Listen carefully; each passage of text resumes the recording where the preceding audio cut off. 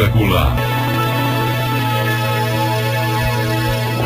Olha como é que a situação merece total atenção. Estima-se que 300 milhões de pessoas sofram de disfunções da tireoide em todo o mundo, sendo que mais da metade desconhece tal condição, de acordo com a Sociedade Brasileira de Endocrinologia e Metabologia. E no caso de idosos, por exemplo, os sintomas podem ser associados erroneamente ao envelhecimento, como é o caso das doenças cardiovasculares. Mulheres gestantes podem ter o desenvolvimento do feto comprometido por essa patologia. Apesar disso, boa parte da população pode estar convivendo inadvertidamente com transtornos relacionados aos distúrbios da tireoide. Cansaço, pele e cabelos ressecados, perda de apetite, prisão de ventre, anemia, aumento de peso, colesterol alto, dentre outros sintomas, podem ser indício de hipotireoidismo. Já na situação inversa, o hipertireoidismo, devido à maior concentração de hormônios na corrente sanguínea, são comuns. Elevação da frequência cardíaca, perda de peso, tremores, fraqueza muscular, nervosismo, queda de cabelo, diarreia, dentre outros sintomas. Olha, nós fomos construídos meio que para seguir uma vida bem normalzinha, né? E a gente às vezes atribui sempre ao nosso trabalho, ao nosso vizinho, aos nossos esquentos de cabeça, entre aspas, e na verdade muito tem a ver também com essa disfunção da tireoide, às vezes uma variação inesperada de humor, uma tristeza, algo desse tipo. E é bom que a gente tenha uma noção do que pode estar acontecendo com a gente. Primeiro, ter um autoconhecimento, que é muito importante, né? Cuidar da alimentação, saber se você se dá bem ou não com determinado alimento, saber se você se dá bem ou não com atividade física em determinado horário, ou seja, observar a si mesmo, isso é muito importante. E outra coisa é que com um pouco mais de conhecimento sobre o funcionamento do nosso organismo, a gente consegue identificar e aí sim saber o melhor momento de procurar um especialista e começar uma investigação. E hoje nós vamos começar por essa, da tireoide, né, que quando acomete as pessoas, às vezes ela é bem malvada e a gente vai e procura um especialista, outro e outro, sendo que o problema está ali, mais fácil do que a gente imagina. Então vamos cumprimentar aqui o Dr. Elton Estrela Ramos, ele é endocrinologista, um estudioso, inclusive, em endocrinologia. Ele é professor da UFBA e está se dedicando quase que exclusivamente a essa condição de ensinar mesmo e trabalhar também com muitas pesquisas. Morou uns 10 anos fora do Brasil, se especializando, estudando, se aprofundando mais e agora está aqui difundindo o seu conhecimento, né, junto aos alunos da Universidade Federal da Bahia e também se dedicando à pesquisa. Boa tarde, doutor Elton, tudo bem? Boa tarde, Olga. Boa tarde, ouvintes.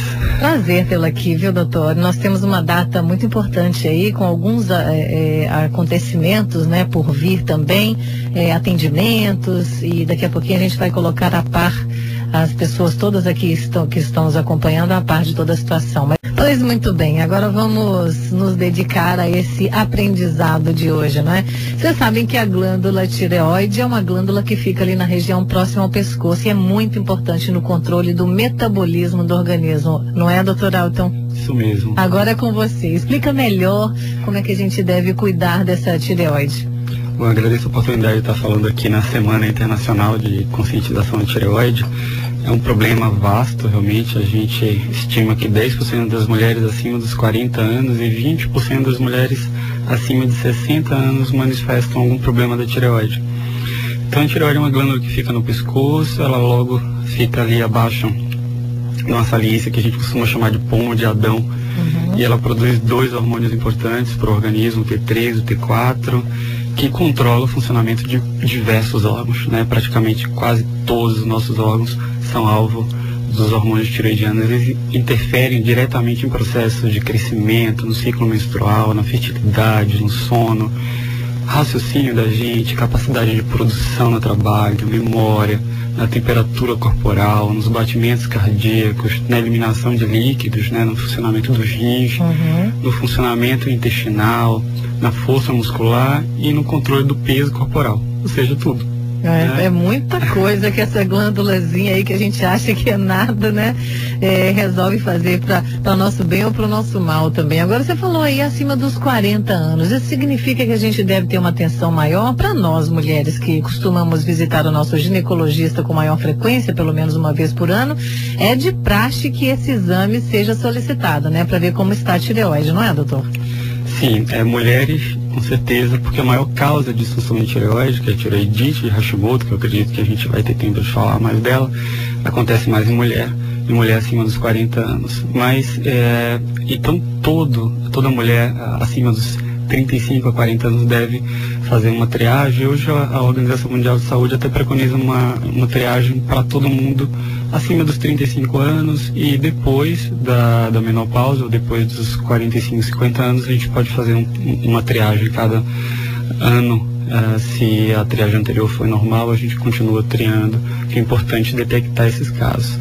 E existem pacientes, populações de maior risco. Então, mulheres no período de pós-parto, pacientes que tiveram radioterapia de cabeça e pescoço por alguma causa de doença, um linfoma, pessoas que já tiveram algum problema de tireoide, pessoas que usam medicações como lítio, amiodarona, anticonvulsivante, homens acima de 65 anos, todo idoso tem um risco maior, e pessoas com história familiar de problema de tireoide, ou diabetes tipo 1, ou qualquer outra doença autoimune como lúpus, artrite, vitiligo, devem fazer uma triagem obrigatoriamente para detectar esses casos. Bom, nas suas andanças, né, doutor, você já pesquisou povos diferentes também, já trabalhou em outros países com pesquisa e tudo mais. Tem um comportamento diferente considerando os nossos hábitos, os hábitos dos brasileiros? Olha, alguns países têm uma ingestão diferente de iodo e a gente percebe, a gente sabe que o iodo é a matéria-prima principal para a fabricação dos hormônios da tireoide. Então, a depender da área ser uma área iodo suficiente ou iodo deficiente, a gente vai ter uma prevalência diferente das doenças de tireoide. Mas as doenças não mudam em si. Em áreas com iodo deficiência, que aqui no Brasil a gente, a partir dos anos 50, dos anos 60, a gente eliminou bastante, porque hoje a iodação do sal é obrigatória. E a gente já está até tendo problema ao contrário, né, de excesso de iodo na alimentação, porque o brasileiro come muito sal, né, tem muita hipertensão por isso. Agora, siga aí com esse raciocínio que eu vou fazer uma perguntinha. Então muda um pouco a prevalência das doenças, mas as doenças são as mesmas. Nas áreas deficientes de iodo, a gente pode ter mais bócio endêmico por deficiência do iodo. Com certeza. Bom, você falou aí mesmo nessa condição de que a gente se alimenta com excesso de sal normalmente, a gente leva o sal para a mesa, né? Explora muito menos as outras ervinhas, que nós temos uma diversidade muito grande, né? De temperos aqui, a gente utiliza pouco deles, priorizando mesmo o excesso do sal. Agora, a falta dele total também não é muito recomendada, né, doutor? Não. Recentemente a gente teve programas de avaliação da iodação do sal, e também tivemos no ano 2000 o Tyromóvel, que foi uma iniciativa da Organização Mundial de Saúde, que é um automóvel que percorreu diversas cidades no interior do Brasil, na América Latina, para detectar áreas de deficiência de iodo. Então, a gente hoje tem algumas áreas, mas bem menos do que antes. Não nos consideramos mais um país com deficiência de iodo. Maravilha. Bom, gente, é muito importante a gente entender, né, o funcionamento dessa glândula importante, que é a glândula da tireoide, e nós estamos convidando a todos para participarem conosco, tirarem suas dúvidas. Quem está conosco é o Dr. Elton Estrela Ramos, endocrinologista. O nosso telefone é o 3505-5000, o fax é o 3505-5040 e o nosso portal é o metro1.com.br, onde você fica muito antenado por dentro das principais notícias de uma forma irreverente, digamos assim, ou no mínimo diferente, né? Uma linguagem bem fácil, e também com bom humor, o que é muito importante, né? Em tempos que o Brasil está uma avacalhação em todos os sentidos, a gente consegue trazer a notícia de uma forma mais leve para todos vocês. Então acessem lá o metro1.com.br, cliquem também no íconezinho mandar a sua mensagem para o estúdio e já estará participando. Bom, doutor Elton, eu fico muito feliz, assim, quando a gente se depara com um profissional que foi buscar mais, aprofundar-se mais na sua especialidade lá fora e depois, através de um concurso, vem para Bahia, está na Universidade Federal da Bahia, que, aliás, desenvolve projetos maravilhosos e tem avançado muito em termos de pesquisa. Como anda lá essa unidade de pesquisa? Como foi, como está iniciando nessa nova fase aqui no Brasil, em termos de pesquisa? Bom, a pesquisa tem crescido bastante. Hoje a gente tem no Hospital das Clínicas um ambulatório de tireoide que funciona a todo vapor, do qual eu faço parte, e também a FAPESB, né, que é uma instituição de apoio à pesquisa do Estado, assim como as instituições nacionais, a CAPES, o CNPq, estimulam muito. Então a gente não pode se queixar que não existe apoio à pesquisa. Isso agora, né, doutor? Que há bem pouco tempo o Brasil estava muito aquém da expectativa em termos de pesquisas, e hoje em dia a gente está vendo vários trabalhos sendo publicados em revistas científicas, o que deixa a gente muito contente, né? Sim, tudo mais aquecido, né? A Constituição Civil está mais aquecida, mas a gente também construindo informação, também estamos mais aquecidos. Maravilha. Vamos lá então, nós temos aqui 2 ouvintes aguardando para falar conosco, e você também pode ligar e fazer a sua perguntinha. Simone está na linha 2, Bárbara, me aguarde só um minuto. Oi, Simone. Oi, tudo bem? Tudo bom, querida? Eu tô aqui escutando, eu já fiz exame de tireoide e não deu nada da última vez que eu fiz. Mas ultimamente eu tô sentindo assim, fica parecendo um incômodo, tipo um bolo que fica assim no pescoço quando eu tô sem comer alguma coisa, fica um incômodo assim. Isso pode ser tireoide? Olha, Simone, veja bem, os sintomas e os sinais de problema de tireoide se confundem com muita coisa. Então a gente tem que ter muito discernimento, porque como é uma glândula que altera diversas funções, os sintomas se confundem com muitas outras coisas, com muitos dos sintomas de anemia, de cansaço, de angústia, de ansiedade, o que pode irritabilidade, né? De irritabilidade, o que pode dar um quadro semelhante ao que você está tendo. Eu acho que uma boa solução para você é você tentar ver você mesmo, né?